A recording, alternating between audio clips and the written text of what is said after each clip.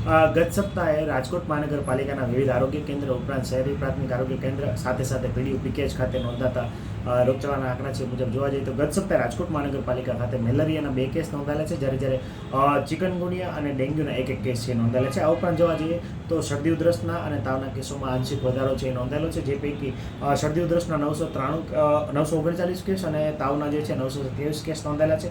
આ ઉપરાંત ઝાડા ઉલટીના 181 કેસ, ટાઇફોઇડના 3 કેસ અને કમળાના જે છે છૂટાછવાયા 4 કેસ છે એ નોંધાયેલા છે. સાહેબ, ખાસ રોગચાળો અટકાવવા માટે આપણા દ્વારા ટીમ દ્વારા જી ખાસ કરીને અત્યારે રોગચાળો અટકાયતી પગલાંના ભાગરૂપે અત્યારે ખાસ કરીને વરસાદ પછી થતાં ખાસ કરીને મચ્છરજન્ય રોગચાળો અટકાવવા માટે અત્યારે વન વોર્ડની કામગીરી જે ચાલુ છે. હાલ જે છે માત્ર 4 વોર્ડમાં કામગીરી બાકી રહી છે. 14 જેટલા વોર્ડમાં આપણે કામગીરી પૂર્ણ કરી ચૂક્યા છીએ.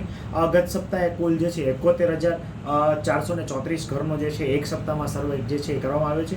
એ પૈકી જોવા જઈએ તો 1,436 ઘરોમાં જે છે ફોગિંગ કરવામાં આવ્યું છે. આ ઉપરાંત જોવા જઈએ તો કુલ 1,164 જેટલા પ્રિમાઇસીસ જે છે એમાં મચ્છરના પોરા જે છે એ મળી આવ્યા હતા. એ પૈકી જે છે 328 કોમર્શિયલ અને 222 જેટલા ઘર જે છે રહેઠાણ જે છે એમને નોટિસ જે છે ઇસ્યુ કરવામાં આવી છે.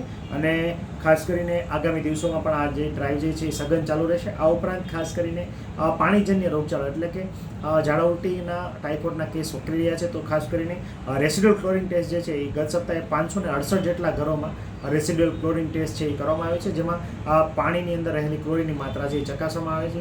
જે જગ્યાએ ક્લોરીનની માત્રા 0.2 ppm કરતાં ઓછી જાણવા મળે તો ત્યાંના ડેપ્યુટી એન્જિનિયર સાથે સંપર્ક કરીને ક્લોરિનેશનની માત્રા વધે. ઉપરાંત જે છે એ લીકેજીસ ત્વરિત રિપેર થાય એ બાબતે સૂચનાઓ જે છે વારંવાર આપવામાં